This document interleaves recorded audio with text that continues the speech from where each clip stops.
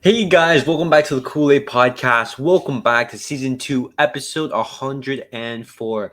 On today's episode, we're going to be giving you the Barcelona versus Girona match preview.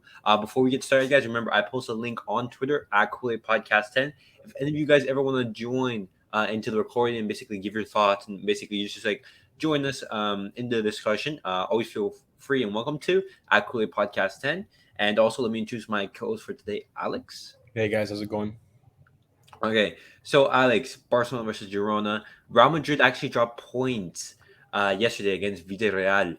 It ended in a match. I believe it was two Uh, three for yeah, Villarreal won 3-2 at the Santiago Bernabeu. Now that was a shock result, um, and it basically means that if we win tomorrow's game, we go 15 points clear at the top. Now that is insane. Who would have predicted that we would have been in this situation at the start of the season? As you can see right here, Barcelona have 27 matches played. Real Madrid have 28, and if we win this game, we have a chance to go 15 points ahead of Real Madrid.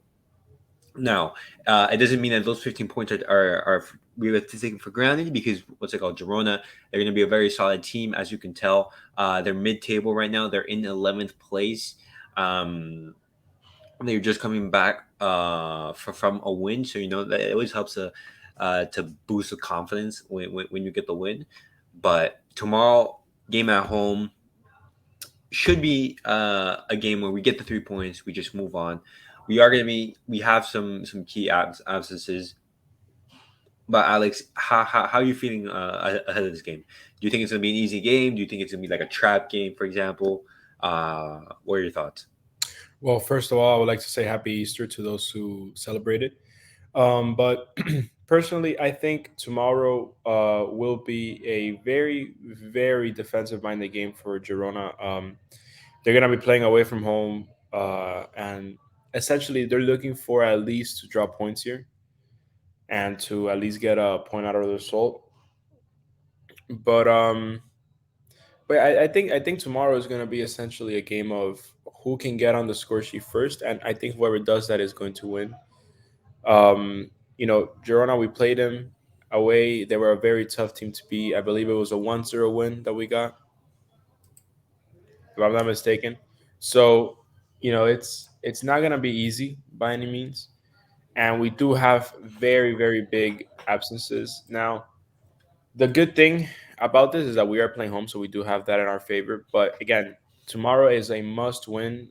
We cannot take these 3 points for granted. Yeah, We just want to. We're in the closing stages of the season. We just want to close everything out, yeah, get our hmm get our league, and that's really what matters. yeah. Because like, well, when you think about it, um, the league is all we have to play for. We're out of the European competitions. We're out of the cup competition, the Copa del Rey.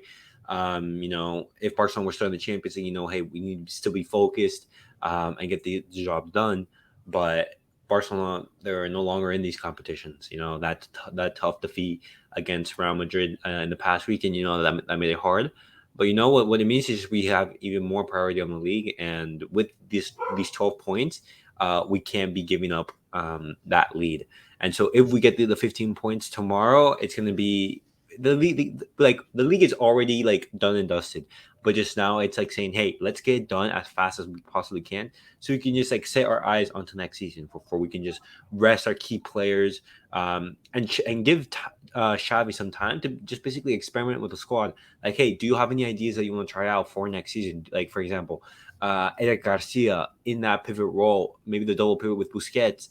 How would you like to see that? Or, for example, a partnership of Rafinha and Ansu Fati playing as a striker, just or like a back three, for example. Any experiments or stylistic ideas that Xavi wants to try out. Like these are the games that he would want to try out.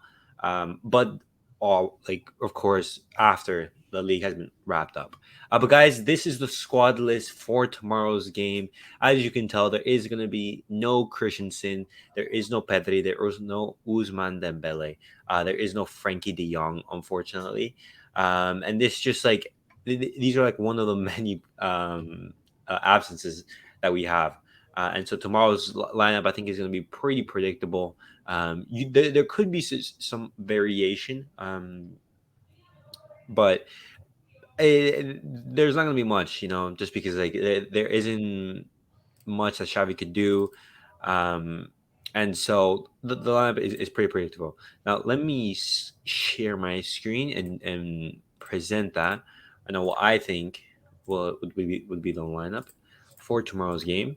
Now, I went with this lineup. I'm going for something a little bit different. The back line, the strongest back line that is available, Ter Stegen. That midfield, the only midfield that we have. You could replace Sergio Roberto with Kessie.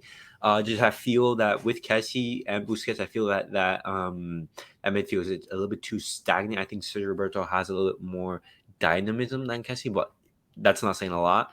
And up top, I would like to see a front line of Rafinha, Ansu Fati, and Torres.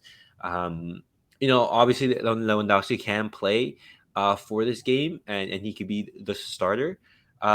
Just his form hasn't been that great. I would like to see him maybe give some rest. This is a game that, for example, is at home. You know, he can be rested for this game, and maybe the extra rest will serve him good, and maybe he can come back, because after the World Cup, we've seen a completely different Lewandowski. But Alex, what are your thoughts on this lineup? Would you make any changes to it? Right. So I actually would go for the same exact thing. The only exception I think I would do is maybe Kessie starting him. Okay. But again, it's like you said, it's a very like even selection either way. The back line, of course, it's the one we got to go with. We're trying to secure the win. We're trying to keep a clean sheet, obviously. And yeah, I really like the midfield. It's the best we have right now. So, I think it's the best thing that can work. And Yeah. offensively, I wasn't thinking about this originally. I was thinking of starting Lewandowski, but Okay. I think you brought up some really good points, and I think giving him some rest might be good. To get him to get back to the flow of things. And I really like that you gave Ansu Fati the the starting role and as a striker position, which is where I think he Yeah. should be playing, regardless. But yeah, on the wings, Torres and Rafinha is perfectly fine, and I like it. I actually think it's a solid lineup. It's very offensively minded if Yeah. you think Exactly. about it, Hmm. because you know these three players aren't Fati, Rafinha, and Torres. They're not gonna be dropping back too much, which has its pros and cons. But in other words, they're all of them are relatively quick players that like to get shots off, like to dribble. So I think it's gonna serve us good, especially against Girona, whom I see playing blow block. So I think it's the right way to go, to be honest. Yeah, exactly. Why not be offensive? But you're playing at home. Like, get some confidence going. Like, after that big defeat against Real Madrid, the best thing that we can do is get some confidence back into these players. And why not start offensively? That four-man midfield, yes, it gives you some control, but you're not playing against Real Madrid. You're not playing against a Bayern. You're not playing against like a top team in La Exactly. Liga. So why not be offensive? Why not go at Girona? And this is like the perfect opportunity to do it. And Um, before we move on from that, I wanted to ask you, what are the updates on the Christensen, De Jong, Pedri, and Dembele injuries? Okay, on those injuries, there were some doubts. It was rumored that Christensen was going to be back. I know Frankie De Jong was going to be back for this game. Just with Xavi has decided not, and the medical staff, they haven't. They basically decided, like, hey, we're gonna not take any risks with these players, and we're gonna give them more time to recover. But it basically seems that most of these players should be back by the end of the month. That's the approximation. Maybe Frankie De Jong will be back for the next game, not this game. But we'll have to see. And I've actually, guys, we've wanted to discuss this in further detail. Just a little bit more of the aftermath after El Clasico. There are some key takeaways that we want to make a video on, just discussing with you guys. Keep in mind for that video, and this is where we're gonna go like in full depth. But hopefully these players will be back for us. Hopefully by the end of this month. But Alex, before we round off the episode, match prediction and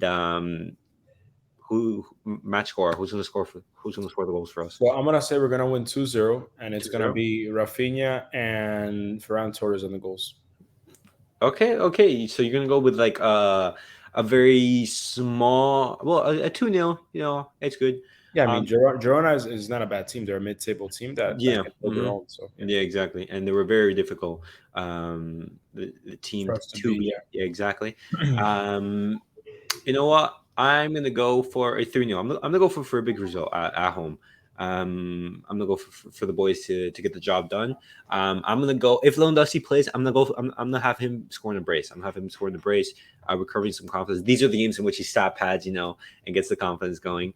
And then a third goal from Sergio Roberto. Um, that is my prediction. But guys, that was it for tonight's episode. As always, I post a link on Twitter. If any of you guys want to join, always feel free and welcome to. And as always, like, subscribe, and comment, and let us know if you agree, disagree with anything you said. And we'll see you guys all for the next episode. Peace out, guys.